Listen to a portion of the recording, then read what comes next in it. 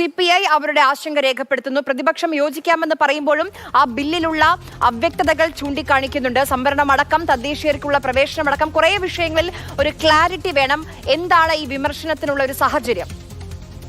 ഈ ബില്ലിനെ ആരും എതിർക്കുന്നില്ല. പക്ഷേ കേരള സംസ്ഥാന സ്വകാര്യ സർവകലാശാല ബില്ല് സഭയിലേക്ക് എത്തിയപ്പോൾ ആ വിഷയത്തിൽ ഉണ്ടാകുന്ന CPIയും ASFും AYF ഒക്കെ തുടക്കം മുതൽ പറയുന്ന അവർ പ്രകടിപ്പിക്കുന്ന ആശങ്കയാണ്. ASF അത് തുറന്നു പറയുകയും ചെയ്തു.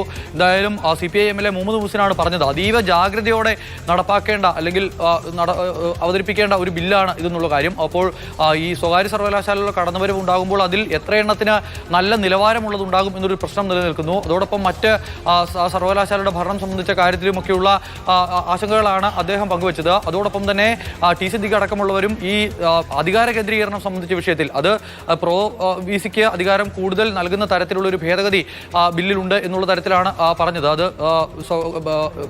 സർവകലാശാല നിയമ ഭേദഗതി ബില്ലുമായി ബന്ധപ്പെട്ടുള്ള കാര്യത്തിൽ ഉൾപ്പെടുന്നതാണ്. അപ്പോൾ ആ വിഷയത്തിൽ കൃത്യമായി TCDക്ക് പറഞ്ഞത് വൈസ് ചാൻസലറിലും വലിയ അധികാരം പ്രോ ചാൻസലറായിട്ടുള്ള വിദ്യാഭ്യാസ മന്ത്രിയിലേക്ക് ഉന്നത വിദ്യാഭ്യാസ മന്ത്രിയിലേക്ക് കൊണ്ടുവരുവാനുള്ള നീക്കമാണ്. കേട്ടുകേൾവിയില്ലാത്ത തരത്തിലുള്ള ഒരു സമീപനമാണ് അത് എന്നുള്ള കാര്യം പറഞ്ഞു. അതിന് കൃത്യമായ മറുപടി മന്ത്രി നൽകി.